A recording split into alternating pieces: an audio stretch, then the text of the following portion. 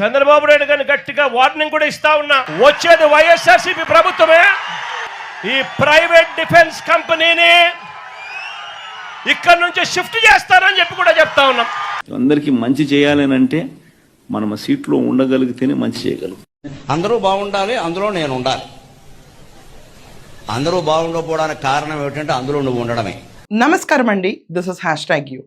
నిన్న జగన్మోహన్ రెడ్డి జువ్వెళ్ళ దిన్న మీటింగ్ ఎలా జరిగిందనేది ప్రతి ఒక్కళ్ళు ఆలోచిస్తూ ఉంటారు.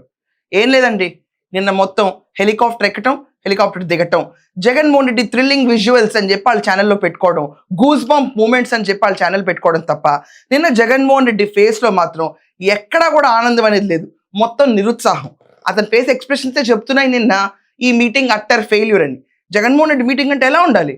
జనాలు తోసుకుంటూ రావాలి, బళ్ళ కింద ఒకళ్ళు పడిపోవాలి, యాక్సిడెంట్లు అవ్వాలి, కాళ్ళు గుద్దుకోవాలి, నూకరత్నం లాంటి వాళ్ళు కళ్ళు తిరిగి పడిపోవాలి, అంబులెన్స్లకు ఇబ్బంది కలగాలి, అంతమంది జనం రావాలి. కానీ నేను ఇలాంటి సంఘటనలు ఎక్కడా జరగలేదు.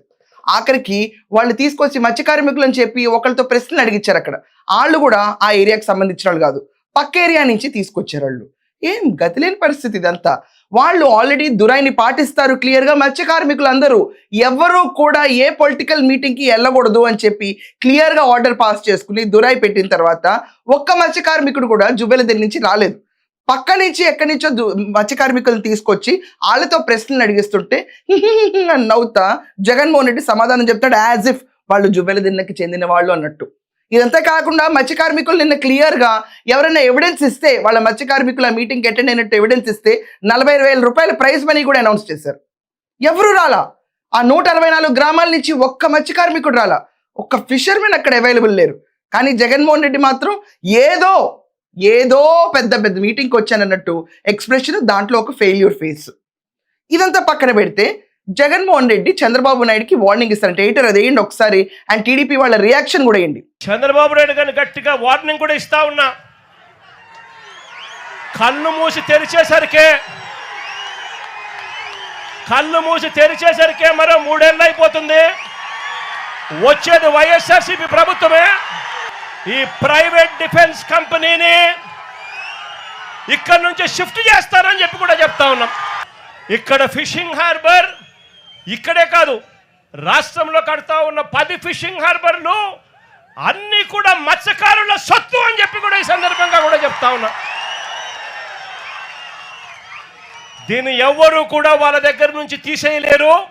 చంద్రబాబు కాదు కదా, వాళ్ళ తాత కూడా తీసేయలేదని చెప్తా ఉన్నాను.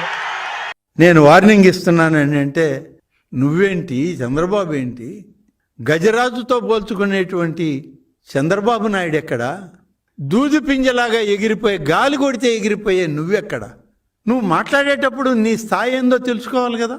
ఈ రాష్ట్ర ప్రజా నీకు ప్రతిపక్ష హోదా కూడా ఇవ్వలేదని నువ్వే చెప్పుకున్నావు. నీ 11 స్థానాల వాళ్ళని అసెంబ్లీకి రానికుండా చేశావు. 11 నిమిషాలు కూడా ఉండకుండా పారిపోయిన పెద్ద మనిషివి నువ్వు చంద్రబాబు నాయుడు గారికి వార్నింగ్ ఇస్తావా? ఆయన మీటింగ్కి వెళ్ళకూడదు, అక్కడ బాయ్కాట్ చేసి వాళ్ళు దురా చేసుకున్నారు. దాన్ని బట్టి ఆయన ఎందుకు వెళ్ళాడో, ఇక్కడ నుంచి మత్స్యకారుల కాలంలో తీసుకెళ్లేసి మాట్లాడుకుంటున్నాడు. అక్కడ మా ప్రాంతం నుంచి కూడా ఒక 50 మందిని తీసుకెళ్లారు. మత్స్యకారులు కాదు వాళ్ళు. ఎందుకు తీసుకెళ్లారు? ఎక్కడి నుంచి జనాలు రావట్లేదని చెప్పి ప్రకాశం ఎలా తీసుకెళ్ళాలని అవసరం ఉందా నీకు? లోకల్ గా ఉన్నటువంటి మీటింగ్ వెళ్ళకూడదని వాళ్ళు దురా చేసుకున్నారు. నువ్వు వద్దాయా, మాకేం అవసరం లేదు, మాకు ప్రభుత్వం బాగానే చేస్తున్నా చెప్తాను. ఇక్కడ మనం చూస్తే చంద్రబాబు నాయుడుకి అంటే గట్టిగా చంద్రబాబు నాయుడుకి గట్టిగా వార్నింగ్ ఇస్తాడంట. ఎవరు రాస్తాడు జగన్మోహన్ రెడ్డి నీకు స్పీచ్లు? గట్టిగా చంద్రబాబు నాయుడు ఏంటే బాబు, నువ్వు ఏం మాట్లాడుతావు? ఇది స్క్రిప్ట్లోనే చదువుతూ ఉంటావు. ఎనీవేస్, చంద్రబాబు నాయుడుకి నువ్వు వార్నింగ్ ఇచ్చేస్తున్నావు, అక్కడ వచ్చే హార్బర్ కంపెనీస్ అన్నిటినీ తరలిచ్చేస్తున్నావు అని చెప్పి స్టేట్లో నీ స్టాండ్ క్లియర్గా వినిపించావు జనాలకి. డిస్ట్రక్షన్ మాడ్యూల్ మొదలు పెట్టావు. ఇదివరకు పీపీపీ గురించి ఇలాగే వెళ్ళావు, ఇప్పుడు అదే బెదిరింపు రాజకీయాలు మొదలు పెట్టాడు జగన్మోహన్ రెడ్డి. ఎక్కడ భయపడలేదు, ఎక్కడ సిగ్గుపట్టలేదు జగన్మోహన్ రెడ్డి అస్సలు ఏ మాత్రం. అలాంటి సిగ్గుపడిన జగన్మోహన్ రెడ్డి చెప్తాడు 3 ఏళ్ళు కళ్ళు తెరుచుకుని మూసే సమయంలోకి అయిపోతాయంట. నువ్వు మూసుకుని పడుకో, 3 ఏళ్ళు ప్రశాంతంగా ఈ రాష్ట్రం డెవలప్ అయిపోతుంది. 3 ఏళ్ళు కళ్ళు మూసుకుని తెరిసేలోపు ఎలా అయిపోతాయా? నీ 5 ఏళ్ళు అలాగే గడిచిందా? జనాలకి ప్రతిరోజు 1 సంవత్సరంలా గడిచింది. అభివృద్ధి అనేది కూడా అలాగే గడుస్తుంది, కంగారు పడకు. 3 ఏళ్ల పాటు అంటే కళ్ళు మూసుకుని కళ్ళు తెరిస్తే అయిపోతాయి అంటాడండి. ఇది ఒక కామన్ డైలాగ్ పెట్టుకుంటాడు. అండ్ చంద్రబాబు నాయుడు కాదు, చంద్రబాబు నాయుడు తాత అంట. ఓ అబ్బో, ఇప్పుడు నువ్వు తీసుకొచ్చి తాతల దాకా మాట్లాడావంటే రాజారెడ్డిని తీసుకొస్తారు. ఇక్కడ మనకు అవసరమా? ఫ్యాక్షన్ బ్యాక్గ్రౌండ్ని గుర్తు చేసుకుంటూ రాష్ట్రంలో పెట్టుబడిదారులు ఎవరు వచ్చినా వాళ్ళని ఎదిరిస్తూ ఆఖరికి జగన్మోహన్ రెడ్డి ఏ స్థాయికి వెళ్ళిపోయాడంటే మనం ఒక లెవెల్లో ఉన్న వాళ్ళకి వార్నింగ్ ఇవ్వాలి. 40+ ఇయర్స్ ఇండస్ట్రీ ఎక్స్పీరియన్స్ ఆయనకి. నువ్వెంతమ్మా? అసలు నేను పవర్లో వచ్చిన 5 ఏళ్ల పాటు జనాలందరూ వచ్చిన మొదటి రోజు ప్రజావేదిక కూల్చిన దగ్గర నుంచి నేను చేతికారంతో చూశారు. నువ్వు కూర్చుని ఈరోజు 40 ఇయర్స్ ఎక్స్పీరియన్స్ ఉన్న చంద్రబాబు నాయుడు గారికి వార్నింగ్ ఇస్తావు. అక్కడ జనాలు అనేవాళ్ళే లేరు. 2000 మంది కంటే జనాలు మీటింగ్ అటెండ్ అవ్వాల, వెలవెల పోయింది. సాక్షిలో మాత్రం 10,000 మంది 20,000 మంది వచ్చేస్తారని చెప్పి ప్రచారం చేస్తారు. జగన్మోహన్ రెడ్డి వెళ్తా ఈ స్పీచ్ ఇచ్చాడు, ఆ పంచ్ ఇచ్చాడు అని చెప్తారు. ఏమీ లేదండి అక్కడ. చంద్రబాబు నాయుడు గారికి వార్నింగ్ ఇవ్వటం, 3 ఏళ్ళు ఎలా గడిచిపోతాయని చెప్పటం, దాని తర్వాత వచ్చిన వాళ్ళందరినీ తరివి కొడతాం, మా పదవి వచ్చిన తర్వాత అంటాం, ప్రజల్లో ఒక భయాన్ని అవ్వకుండా దాని తర్వాత పెట్టుబడిదారులకి ఒక రకమైన ఫియర్ సైకోసిస్ క్రియేట్ చేద్దామని విపరీతంగా ట్రై చేస్తున్నాడు. ఎక్కడైనా అపోజిషన్ పొలిటికల్ పార్టీస్ వాళ్ళు తీసుకెళ్లి ఆపర్చునిటీస్ వీళ్ళకంటే బెటర్గా క్రియేట్ చేస్తామని లాజికల్గా మాట్లాడడం, లేకపోతే ఎగ్జిస్టింగ్ వాళ్ళ గురించి ఇష్యూస్ రైజ్ అప్ చేయడం చూసాం. కానీ ఇలా బెదిరింపు రాజకీయాలు ఆంధ్రప్రదేశ్ చూడటం మొట్టమొదటిసారి. జంగల్ రాజ్ అంటేనే ఇలాగే ఉంటుంది. ఆ జంగల్ రాజ్ నేనేని ప్రూవ్ చేసుకుంటున్నాడు ఈ జగన్మోహన్ రెడ్డి ప్రతిసారి. సో ఈ జగన్మోహన్ రెడ్డికి ఎలాగూ వచ్చే 3 ఏళ్ల తర్వాత ఖచ్చితంగా జనాలైతే ఓట్లు వేస్తారని చెప్పి అతను భావిస్తున్నాడు.